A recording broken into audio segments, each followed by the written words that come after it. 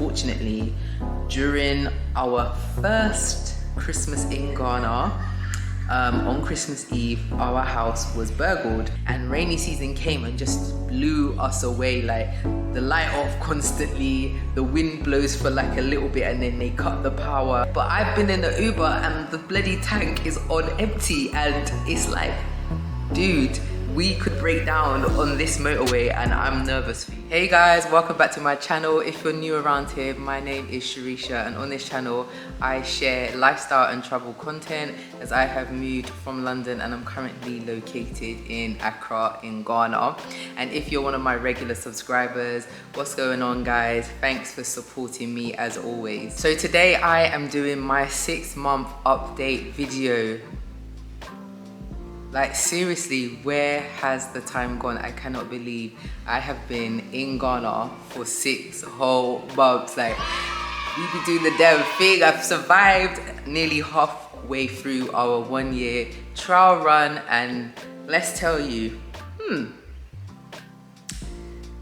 definitely had its challenges, but also it definitely has its highs. So make sure you stick around so you can find out all the tea so far and what's been happening. And if you haven't already, don't forget to hit that subscribe button and smash the like button as well, because guys, it really helps me out. You know, your girl's trying to grow this channel. That I'm literally saying, by the end of this year, I want to be on a minimum, I say minimum, of 10k followers. So sky is the limit, literally. So support, come and meet me in the comments. I like to interact with you guys, hear what you're saying. Yeah, let's grow the tribe. So if you follow me on IG, when I'm getting ready to do my update videos, I always ask you guys to send me in your questions, and as always, you guys always deliver. So I've got my phone here, and with all your juicy questions, which we're gonna get into. And if you don't, go and follow me on IG, so you can just see also like what some of my day-to-day looks like, what I'm doing when I'm not filming for YouTube, when I'm eating out and all that stuff. So I've got a lot of content there, and I'm sure you guys will enjoy it. What's really interesting when you do these update videos, like when I reflect back on my first video and where I'm at now, like quite a few things have changed. It's just so interesting. Like, literally, I watch my own videos sometimes because it's a reminder to me of how far this journey has been for us. Like, I didn't just start filming when we got to Ghana. I started filming when we were getting ready to leave from the UK, and it's really like a video diary for me. And I just love being able to see the growth, even the way I create my content, editing it, as well as like what we have experienced along the way. And yeah, guys, it's so, sometimes you have to really sit back and think, wow, God, like, it's only by your grace. It's so amazing. It's such a testimony, and so glad we've done it at the same time. Right, so the first question I've got here, it says, is there anything you miss about the UK except for friends and family? Well, of course, I miss my friends and family, but I have been blessed enough to see some of them actually here in Ghana, which has been really nice, because I've seen more people in Ghana than when we was in London because of the lockdown and everything. So I would say I am definitely craving certain foods. So if you watched one of my vlogs before, when my friend Peggy came to Ghana, she brought me some goodies from Tesco's, like the little biscuits and custard creams and all that kind of stuff. And trust me, that was like just a nice comfort and a reminder of some of the things that I can't just readily get here in Ghana. But lately, I think some of the things I've definitely been missing is a lot of like my Jamaican food. I have particular like takeaway shops in London that I like and I really enjoy, and I think no matter how well someone may try to cook those foods in Ghana, there's just like a certain taste that you won't 100% get here because some of the ingredients are a bit different. So I'm really missing my Cornfield Bakery in Fulton Heath, Jerk Centre, Dutchy. Like, sometimes I just want a cornmeal porridge for breakfast, and yes, I can make it, but it's just not every day. And sometimes I really want a nice juicy patty without having to pre-order it, and those are some of the things that, you know, you can't really get here in Ghana. So on the spot, it's not that you can't get a patty. I have seen one particular restaurant that does it. Well, they're like a online delivery, but at the same time you have to pre-order. And sometimes in the moment I would just be like at home in London, I'll be like, I want a beef patty, and I'll just go and get one. Do you know what I mean? And I have been craving Nando's and just certain crisps and snacks and stuff. So I think just food has been a bit, you know, of a homesick feeling for me at the minute. Trying to think, I think as well, yeah, with the whole like the way we live in Ghana, the system in terms of sometimes things being a bit slow, that has been like one of the things that I think I've missed, like when I want to do certain things, which I believe I've mentioned in some of my other update videos, but it's just that kind of like quickness that, you know, you want sometimes. So I think definitely that has been the thing. And there was a time actually like I just needed to grab some things from IKEA, because basically we had a large bag of rice and I must have not have clipped the bag properly, and one day I literally went there and I just saw ants living in there, swimming around, doing their thing, almost like it was soil outside.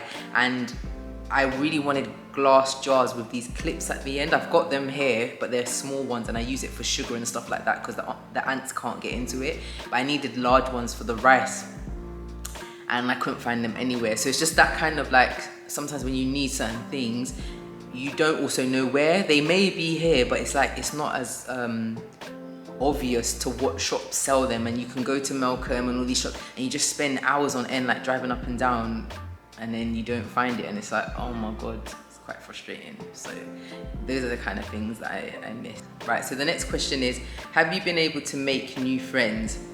So one thing that's amazing about being in Ghana, and I guess being someone like from the diaspora, is that when you meet someone else with like a UK accent, you're like, oh my god, where are you from? And then when they say they're from London, you're like, what part of London? And then when you kind of, even if you don't live in their area, like you start just feeling like this natural connection, because you know they get you, because they know where you're coming from, if that makes sense. I think that's been amazing. So we have been fortunate enough to like connect with other people, which has been really nice. Although we might not see them a lot, but it's just knowing that you can actually call, or if you do want to hang out, you can just, you know, meet up and stuff like that. And I think we all appreciate the fact that there is still a social element here in Ghana. I also have been blessed enough to have a few friends that are from London that have moved to Ghana as well, so I guess that helps.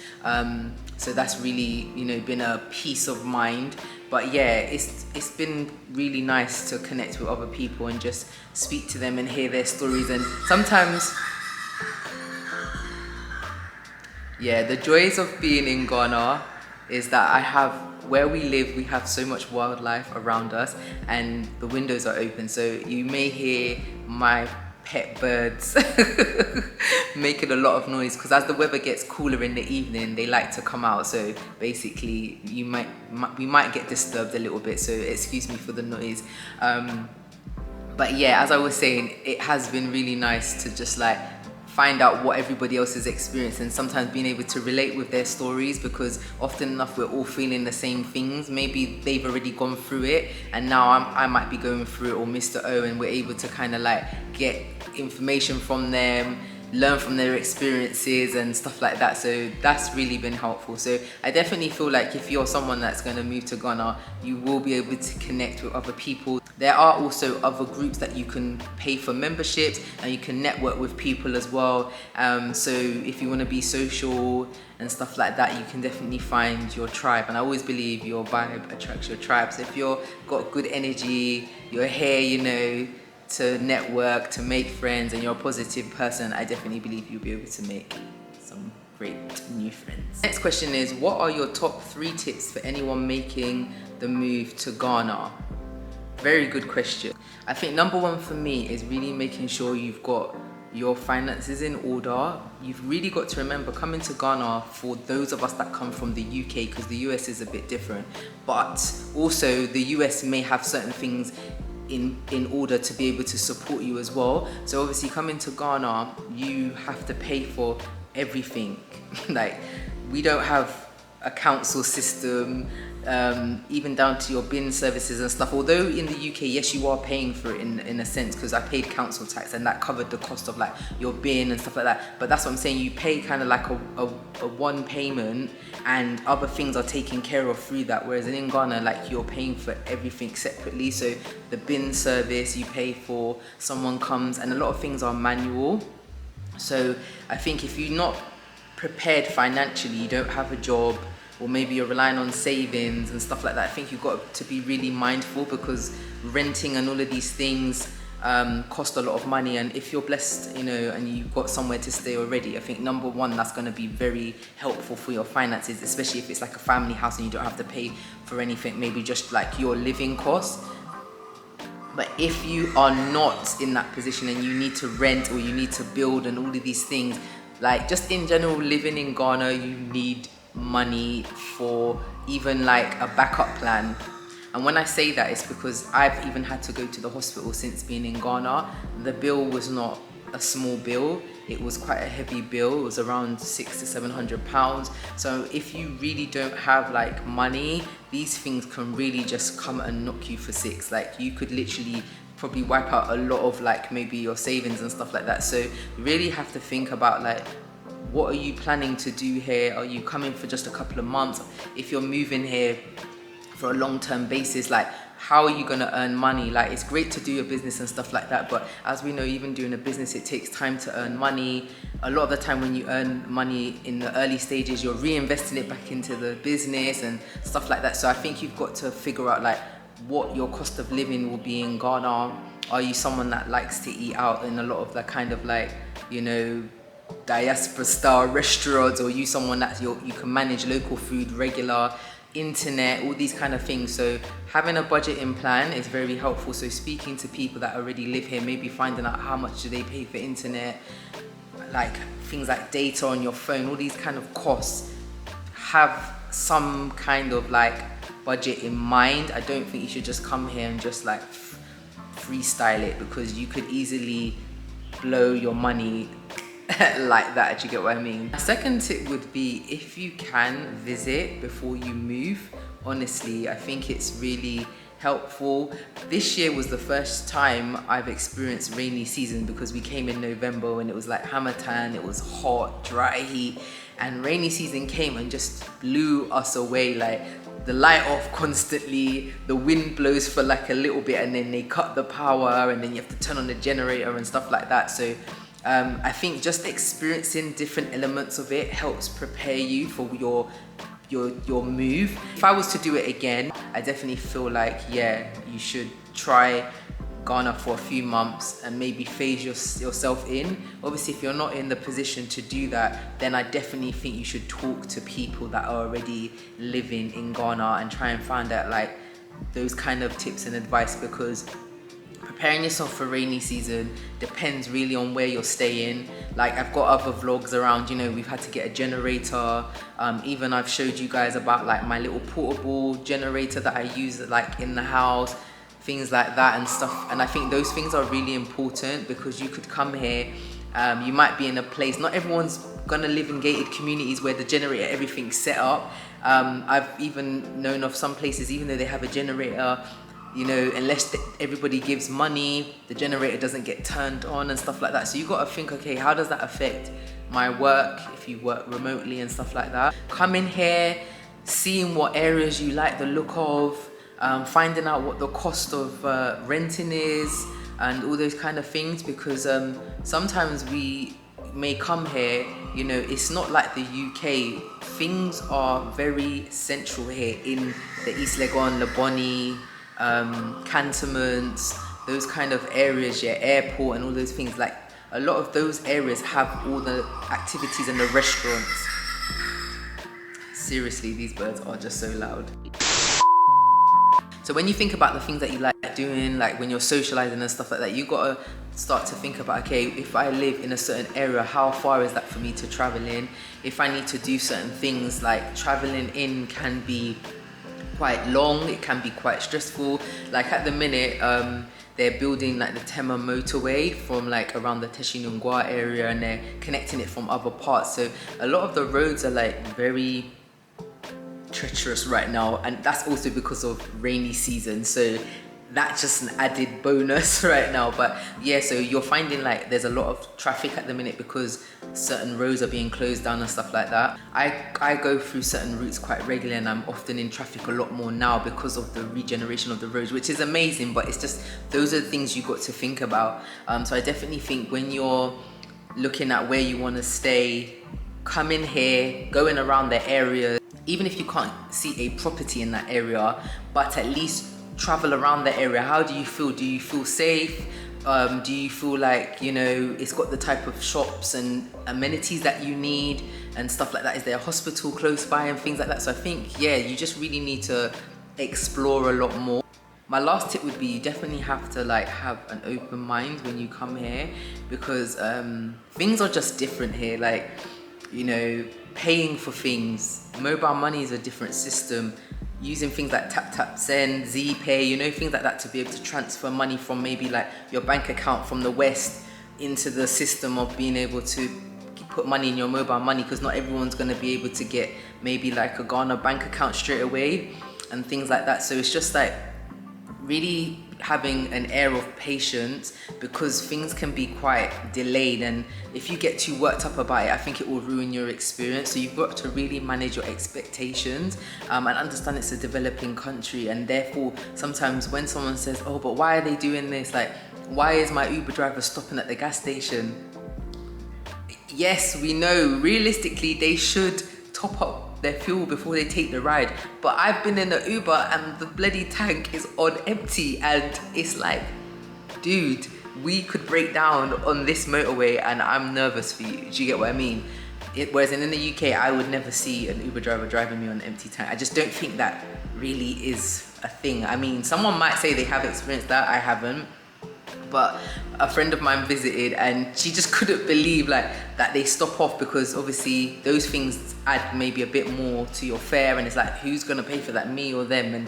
But it's all of those kind of things, you know, let alone any other things.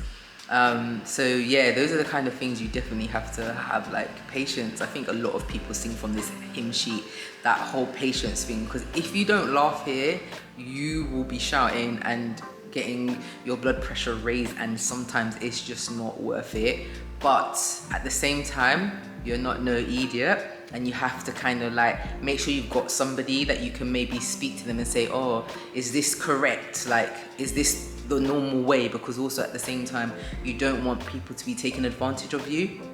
So for instance, if you're dealing with workmen and stuff like that, it is common for them to ask you for some money up front for materials, but it's just having all of these kind of understanding. And also one thing I've noticed here, like when you are dealing with like people like that are coming to do things for you in the house, they don't give you if you're not careful and you don't ask what's the price, then they'll be giving you a price at the end, and it will be like, oh, that's too much, and it's like, oh, madam, please, and all these things. So you really need to just be straight up from the jump, like, how much is this? Make sure they text it to you, WhatsApp it to you, so that it's in writing, so that there's no back and forth and there's no changes, because it's like, you know, yeah, sometimes it can get political, and then you'll be staring at them, they'll be staring at you, and it will be like, right, well, what are you saying here? Like, what are you saying? So yeah, it all boils down to patience.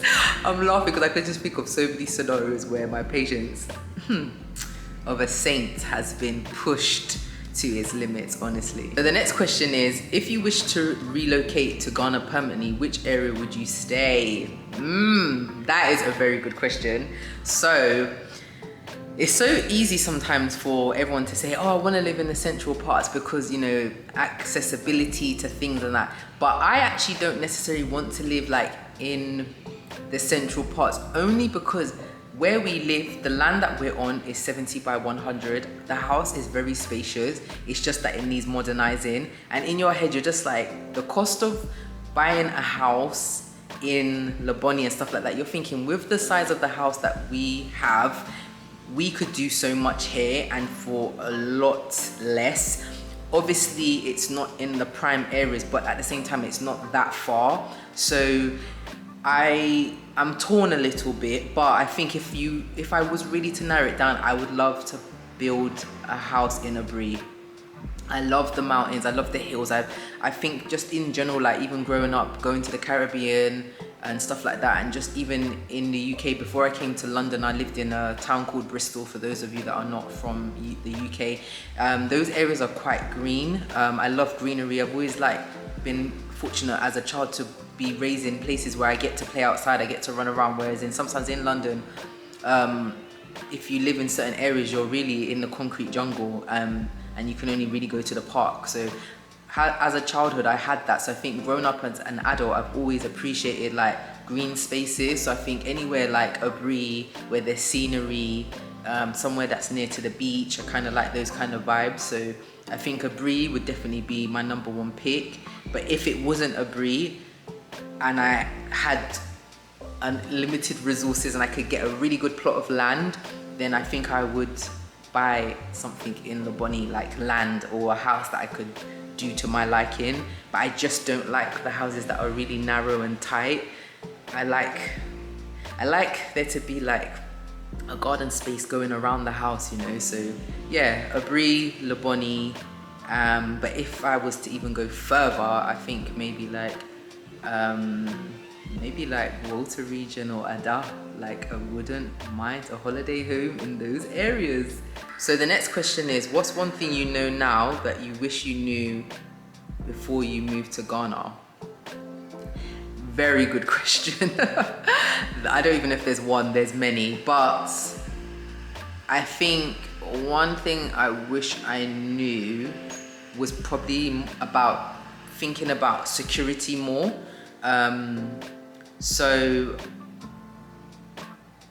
And I remember I mentioned something about security before, and I had some kind of like internet warriors coming to tell me some nonsense, but I had good reason for saying what I said about security. And the reason I say that is because unfortunately, during our first Christmas in Ghana, on Christmas Eve, our house was burgled and they stole my laptops, both my personal laptop and a working laptop, and the PlayStation and a few other electronic items. So that, as you may imagine, and I don't wish that on anyone, is very frightening, especially when you're very new to a place. We'd only been here, a month and a few weeks, and to know that someone came into our property whilst we were sleeping was devastating, to the point where I was considering going, because one thing I don't play with is being safe in my own home, feeling safe in my environment. It really is not a nice feeling. And to wake up to that on Christmas Eve, when you're so excited, your first Christmas in Ghana, it's all wonderful, and that happened. It just literally popped the bubble, and after that it just was like I had anxiety for months. It was so horrible to experience. So I feel like even though security is something that you do think of, and I've showed vlogs where we put the ring alarms in and stuff like that, but there were some other errors that we made around things like just updating certain things, making sure certain windows were more secure, the burglar bars were updated and stuff like that. I just wish, I guess, someone had really honed in on like securing the property a lot more. And unfortunately we had to go through that kind of quite early. There was a lesson in it, but I don't feel like I should have had to go through that to learn the lesson. So I think speaking to anybody now, like making sure, I think security is something across the world that you need to think about. It's not just in Ghana, but I'm just saying when you come here, it really is important to like not get too caught up in the whole like, oh, Ghana's so safe. Ghana is safe, but at the end of the day, opportunity, where people see opportunities, they'll always try. Wherever you are in the world, if they think there's something worth getting from that space, they will do what they need to do to get it, and that's what happened with us. So yeah, I think making sure like your burglar bars are up to date. They're not like the old school ones where they're easy to saw off. Things like if you've got windows, making sure all your locks are working. You've got your electric fence, barbed wire. Like we have electric fence, we had barbed wire, but unfortunately you got to also think about your neighbors. If your neighbors are attached to your property, like as in the wall to wall, they are not secure. People still find ways to use an unsecure wall to come to yours. So basically, since all of that, thank God our neighbors have now got electric fences as well, so literally it's a lot more harder for someone to try and get in. I personally am going to be getting dogs. I want to get some Dobermans, so I'm going to be looking into that. And yeah, like it's just making sure, like, if you've got the money, get security systems. You don't have to get Ring. There's you can get normal securities where you have your CCTV monitor in your house, and there's even a company now, I'll link them as well, where they can put like the alarms on your windows and stuff like that. So even if someone puts pressure on your windows, your alarm system will go off, by your doors, all the kind of stuff, even on your gate and stuff like that. And I think that's so amazing to see in Ghana, because we was looking at something like that before we got the Ring alarms, but because we couldn't find it, we got the Ring alarms, because we actually only ordered a few to begin with, and we actually added more because of that situation. So now we've got 360 vision and things like that. So yeah, security is something to, especially if you're going to be a single female, really thinking about where you're going to be living, traveling by yourself, you know, things like that. I think I just really wish I knew a little bit more about that. I just, like, you know, even if someone just said, oh, have you looked at your burglar proof? How is your electric? Is this, you know, like just to, even if it's just food for thought, because I think even now, me saying it on this video, someone will think about, oh yeah, actually, especially if your property is old, if it's a family house or whatever, you will think, okay, cool, yeah, when was the last time the burglar bar system was looked at? When was the last time this was looked at? Have I thought about getting a security system? Like, do you get what I mean?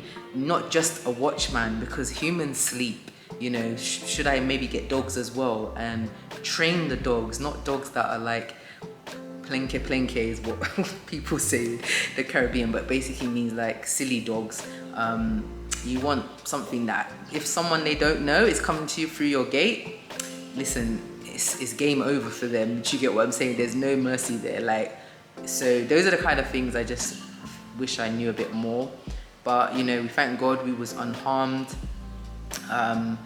Thankfully, I've, you know, managed to just overcome that barrier, and I've been enjoying my Ghana experience since. But that definitely was one of the biggest challenges, and especially at the time, they took my content, they took my backup hard drive. Like, thank God I still had my camera, and I had some footage on my phone, and I had to keep pushing through because I'd literally just started my YouTube journey, and it was starting to pick up as well. And it was just like, all my content, like I had so much content with like Drew, I'd done some stuff with her, like, and I had a podcast that I have a podcast, so I haven't worked on it for a while, but I had some episodes with people, and all of that was gone because my backup was taken and my laptop. So even now I put things on the cloud and stuff like that. But yeah, that was my experience, you know. So it was really unfortunate, and I didn't want to give it power at the time, because I think sometimes also people's comments online, they can be quite, like, they're not helpful.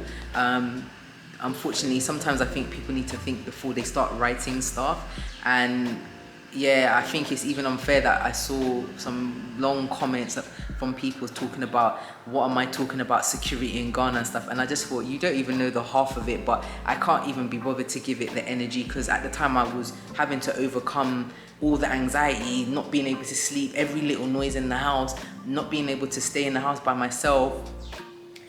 Every time Mr. O went out, I had to go with him. I did not want to be in the house by myself. The house is pretty big, so it's like I've gone from a 2-bedroom flat to a 4-bedroom house with quite a big compound, and I've got the thought of knowing someone came in the house when I was sleeping. So yeah, so I think as well, it's just being mindful of those things is very important. Don't be naive about them.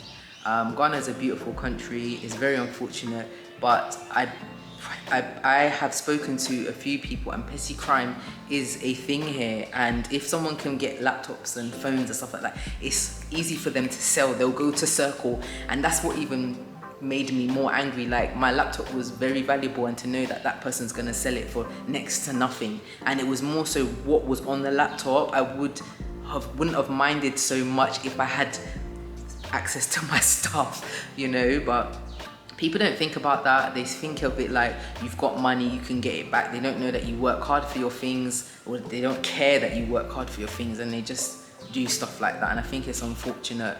So yeah guys, staying safe, being on top of your security, probably for me is like #1 thing I will drive home.